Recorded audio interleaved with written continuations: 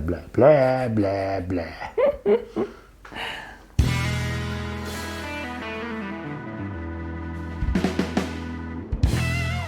Hello and welcome to ImperfectlyMeCrafts. I'm Mallory, choose behind the camera. There I am. And we are here with another brewery craft for you today. This one is actually for Generations Brewing Company. We filmed our Father's Day episode there and Mon Papa joined us. It was super fun. This place is great. They're in Freeport, Illinois. And we are going to start out with a beer pour. This is their Pretzel City Amber. Ooh, that went all over the place and it's after me. It's coming for me, man. It wants to go down to your belly. It does. This is a 5.1 ABV, 30 IBUs. To be completely fair, I've had it before. There is so many bubbles. It's a little foamy. So many bubbles. But yeah, so what they say, craft brewing is all about celebrating tradition and heritage and getting to have fun while doing so. Our amber ale is loaded up with melanoidin and caramel malts that make the brewery smell like a bakery at sunrise. That's why we thought it would be fun to actually throw locally made pretzels right into the mash tun. So pretty neat. They used a local pretzel factory there in Freeport. Actually, the Freeport High School, they are the Freeport pretzels. Words are fun, I use them goodly. The town's been known for pretzels for a long time, and putting them right into the mash, super fun, kind of loving it. We are gonna give this one a sniff if we can. Ooh, it jiggles. It's jello. Jiggle, jiggle, jiggle. Let's see how it smells. I get a yeasty baked scent, which I guess makes sense. There's also a hint of salt. Just a smidge. They used salted pretzels. Did they? I don't know. I assumed they didn't use salted ones, but I'm smelling like a salty scent. But those malts are just all up in your nose. It's heavy malt scent. I don't get the scent of hop really at all. I can't drink this yet. But I do know that for our craft today, which we are doing a lovely coat rack with, because they're generations, we're doing the generations of beer glasses. All throughout history, different types of beer glasses. Since I know I'm going to need myself my Rust-Oleum chalked chiffon cream paint, I might as well do a shake and sip because that'll give a little time for that head to go down. I just don't want to shake the wrong hand because whoops. All right, let's give this a shake while this dies down.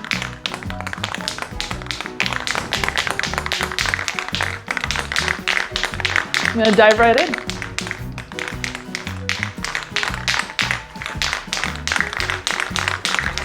That has a much bigger hop finish than you would ever expect on an amber. You get the malts up front, almost sweet, but not quite. And then it has this hop close to the back end. Very tasty beer, very crushable, drinkable. You could do that all day. Really, really nice. So as for the craft, just a rundown. I have a board that I picked up at a resale shop. We're gonna paint it with the cream.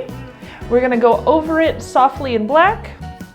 I'm gonna do a little bit of sanding with my sanding pads here to kind of age it up a little bit.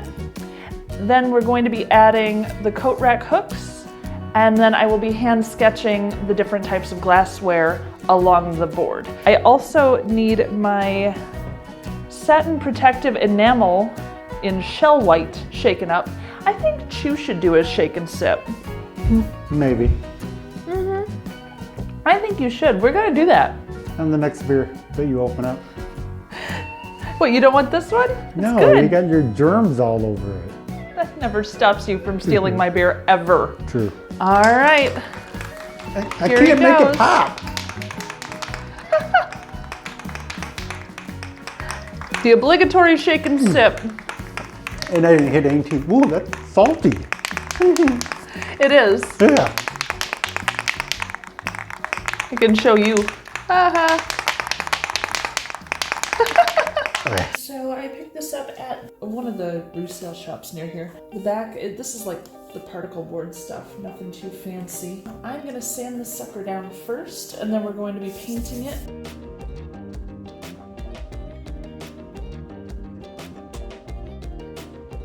When you're repurposing materials, finding stuff at resale shops or, you know, just other found materials for your art, you never know quite what you're gonna get. Like, I could tell this was like a particle board style thing, but I didn't know what this was going to entail. And because you just have to work with what you have, that's what I'm going to do today. So I found out there was an issue, and I'm gonna work with it instead of against it. Because honestly, if I sat here and tried to sand down this entire thing by hand, my arms would fall off. So we're gonna hop into the painting, I guess, guys. So we are using our good old Rust-Oleum chalked. It does a chalky smooth finish. Color is chiffon cream. All right, everyone, raise your hand if this needs a second coat. Yeah, it does. Okay, so we've allowed the black to dry. I really like the finish that it gave. It's a little bit textured and a little rough, and I'm kind of loving that. I am gonna take my sanding square here, and I'm gonna go just on the edges, I think. Just scrape up the edges a little bit, because those were a little absorbent to the paint. I'm just gonna give it a quick little brush down on the edges. And this is 60 for the gauge on the sandpaper. And I'm gonna drink the beer. Of course you are. That's my job. You're mean. I'm helping. Helping, you're taking my beer. Yeah, I just want to rough up the paint a little bit along the edges. Ooh, I bumped the camera. No, Chew bumped the camera. I'm over here with the beer. I'm not being real precise with this. I'm literally just kind of giving it a quick rub down with the sandpaper and trying to make some other, I guess patterns is a good word for it. It also gives a nice little white border around the top edge, and I kind of like that. So that's kind of pretty. I'm super happy with the sanding so far. Next, we have 5 hooks. We're going to be placing them at equidistant across the whole thing, and then drilling holes and attaching those. As I've said before, we don't teach anyone how to use power tools on this channel for obvious reasons, because we're not good people for teaching that. But He's not good people. I am good people. you are not. Not for teaching, but I'm just good people. Dork. But yeah, so we are going to use the power drill. We're going to put our holes equidistant, and I will be right back with you. Wait. What? We are not. We can make the holes now, but we're not going to attach the hangers until after you paint, or until after you sketch. Otherwise, it'd be a lot harder. So Chew makes a good point that maybe we shouldn't have the little hangers on here while I'm trying to get my hand in there to draw. All right, here we go, guys. So we finished playing with the power drill, got all the holes put through, and we did put one of the hooks on just to see the placement and how it was looking, and found out that it does poke out the back a little bit. So I'm probably gonna put like a felt lining or something on the back to, you know, make it so nobody stabs themselves. Oh, by the way. Yeah. 1, 2, 3, 4, 5. 1, 2, 3, 4, 5. I got 5. Oh yes. And I got, oh, 5. Okay. We used a power drill and we still have all of our fingers and eyeballs, so we're doing good. Next, I will be, you see the section I have to work with. I'll be sketching the different types of glassware throughout the ages. Because we're done with the power drill, it means it's time for another beer pour. Woohoo! I have Generations Hella Good. This is their Hellas Lager. This is a 12-ounce can. Freeport, Illinois. Where's the ABV? 4.2, so nice and crushable. 15 IBUs on this one. And with a Hellas, they're normally last a long time. You know, these are just attacking the heck out of my hands though. Well, you're supposed to open them and then shake, not shake and then open. Wait, no. Not supposed to shake them at all. It's a beer, it's the paint can you're supposed to shake. We're not even painting anymore. All right, let's see how it looks. Typical Hellas color. Foamy off-white head. Craggy bubbles. Craggy. Craggy. Like big bubbles and little bubbles and bumpy. I did not know what that meant. Like crag, like a mountain has crags. I never heard that word before, I'll be honest. I heard of Craig, like a name. I started out saying this was typical Hellas color, but honestly it's a lot darker than I expected. I mean, that comes across like pumpkin beer orange. Let's see how it smells. German malty goodness. It smells like a straight up perfect Hells. You have that yeastiness, the maltiness, you have the biscuit quality, and a sweetness, candy floss sweetness on the nose, probably not on the sip. I'm gonna dive right in. Cheers, everybody. Oh, and the flavor follows suit exact, and it's very clean finish. So it is sweet? Yes and no. It makes you feel like it is, but it doesn't have that saccharine, syrupy sweetness that like drags you down. You feel like you're tasting sweetness, but it's very light and airy and malty and caramely, just a smidge of all that. But it's so crushable. Like, oh my gosh, chew. I'm not even kidding. You need to try this right now. And I know we've had it at the brewery before, but it never fails to impress me. Honestly, Generations is very well known for their very traditional styles. When they go traditional, they go hard traditional, and they rock every bit of it. I forgot my mustache guard. So you get to enjoy some later. I'm getting everything out of my mustache right now. Let me try again. Oh.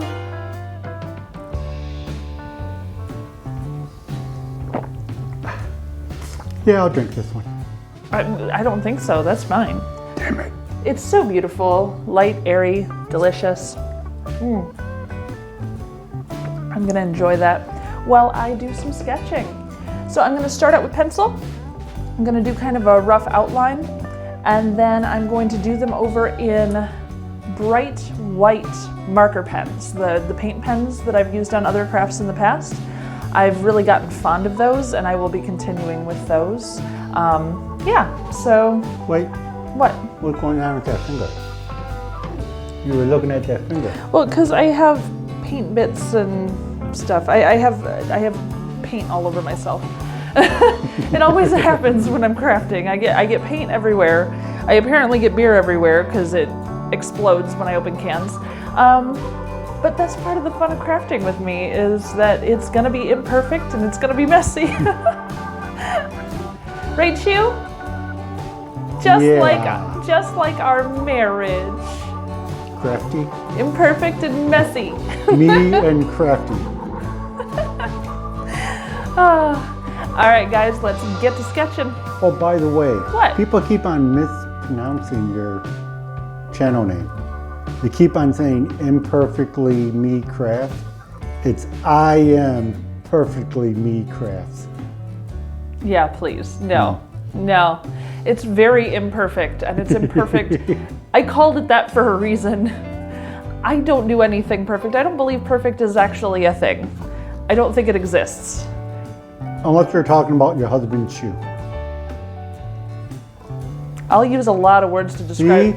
See? She's nodding yes. I'll use a lot of words to describe my husband's shoe, but perfect ain't one of them. Oh, battery's dying. Gotta go. We're gonna start with our sketching portion. So I chose 6 different beer glasses, or beer vessels from history.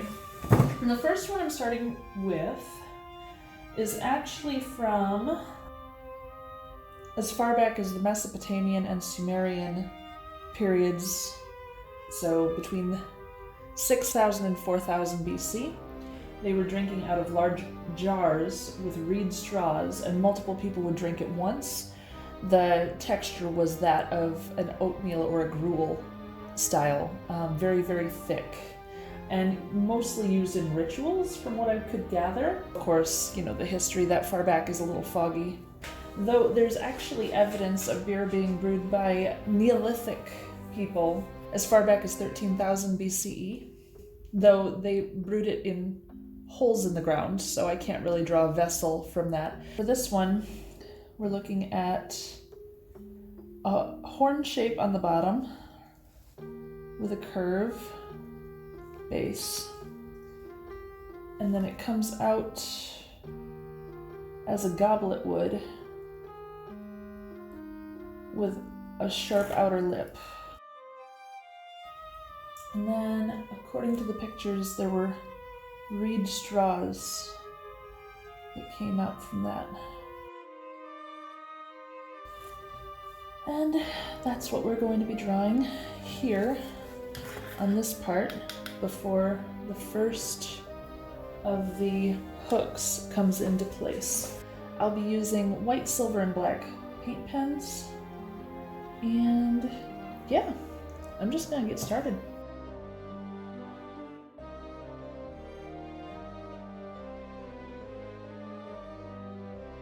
I'm gonna let that one dry a little bit. We're gonna move on to our second cup. And this one, ooh, Viking horn. That's exciting. So the Viking horn would have been around 700 BC. An angle for the top opening. It's gonna come down at a curve.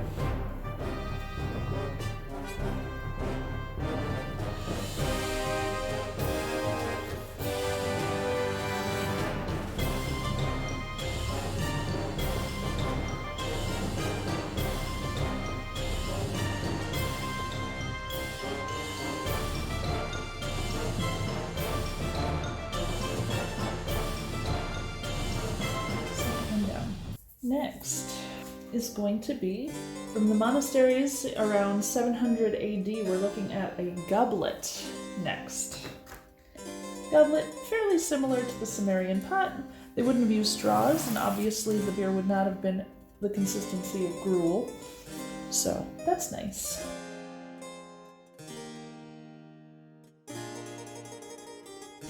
All right. Goblet's done. Next one after the goblet. The good old-fashioned beer stein. Let's see, the beer stein originates from 1300 AD. Beer steins would have originated in Germany. They generally did have a lid on top. Some were painted, others were a little more elaborate. They actually had 3D to the design on the outside. That would be really hard for me to show in a silhouette, so I'm just going to have the straight beer stein with a rim at the top and a rim at the bottom, and then the lid, of course, because you need that. There's my cute little beer stein. Not perfect, but then that's why the channel's called this.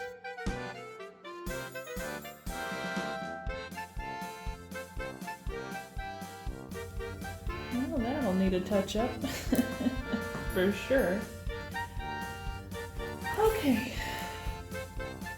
let's see. After the beer stein, we go on to the pint glass.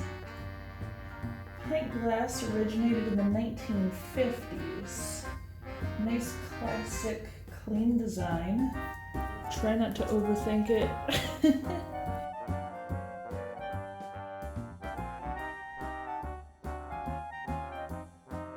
Preliminary done on the pint glass, and we are down to our very last glass. So I was researching drinkware a lot, and the most recent one I could find that had a locked-in time when it was made was the Weizen glass. So that one was more towards the 70s, according to the sources that I had.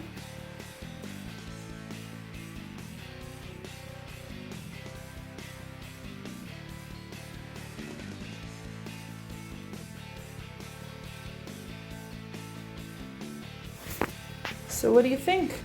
Yeah, that's pretty cool. I like the silver on there. I don't think I could do it better myself. I'm pretty sure you couldn't. Yeah, I'm pretty happy with it so far.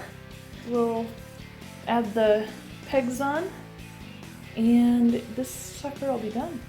Ta-da! Ta-da! All right, guys, here it is. I think it's looking really fun. I think the silver ink really made a big difference. So the Mesopotamian Sumerians using their clay pots, that's going to be 4000 BCE. We have the Vikings. This was the Viking horn that was 700 BCE. We have, oh, tilt it more. We have the goblet. The goblet was from the monasteries, actually, Bavarian monasteries, and that one was sitting right around 700 AD. Then we have the beer stein, based out of Germany. And the beer stein was 1300 AD. We have the pint glass, which came out in the 1950s. And then we have the Weizen glass, which came out in the 1970s. So I think I might throw the years above just to kind of show like the generations of glasses for Generations Brewing Company, because that was kind of the inspiration for this. And yeah, but, oh, and the screws were a little long, so I will be putting a sheet of felt on the back just to protect the back and everything. But yeah, this one looks really good. I'm really happy with it. It turned out pretty neat. So I really hope they like it. I can't wait to give it to Generations Brewing Company in Freeport, Illinois. I'm super excited. Can't wait to hand this over to them. Thank you so much for joining us. I'm Mallory, Choose behind the camera, and we're so happy to see you all, and cheers. Cheers. And what should they not forget to do? Oh yeah, I want my beer. I'm gonna hold the beer. If you haven't already, don't leave us untapped. Tap that like, subscribe, and notification bell so you never have to miss one of our crafty journeys again. And we look forward to seeing you again soon. Cheers, everybody. Bye.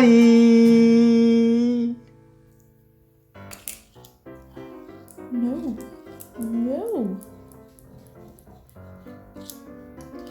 Of course.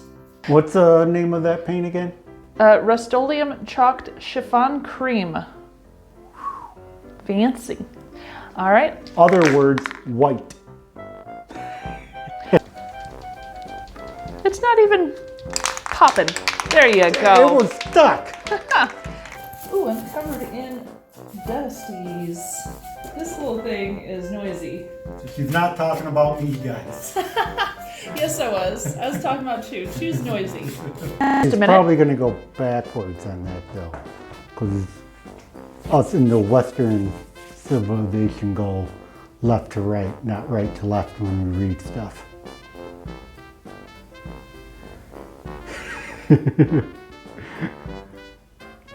Anyway. Oh, don't put eraser gunk in my picture. Oh, for goodness sakes. I think I'm about drawn out. Okay. Oh, you're going? Yep. Oh. Okay. It's all right. No panic. Okay. Hello and welcome to ImperfectlyMeCrafts. I'm Mallory, Choose behind the camera. There I am. You're filming it upright though. Can we start that again? Yep.